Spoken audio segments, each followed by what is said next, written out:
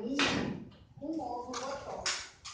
Mas quando foi passear, com os 2 ovos ela encontrou. Um ovo mais 2 ovos, com 3 ovos ela ficou. Uma galinha, com os 3 ovos, em seu ninho colocou.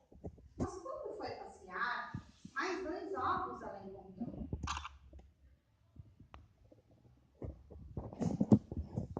3 ovos mais 2 ovos, com 5 ovos ela ficou. Dona Galinha, com 5 ovos ficou.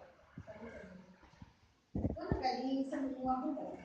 Mas quando foi passear, os 3 ovos ela encontrou.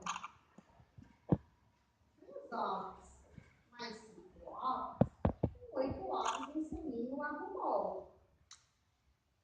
Mas quando foi passear, mais um ovo ela encontrou. 8 ovos mais um ovo, com 9 ovos ela ficou. Dona Galinha, com os 9 ovos, em seu ninho ajeitou.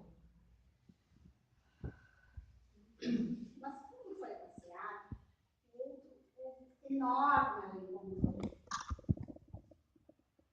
9 ovos mais um ovo, com 10 ovos ela ficou.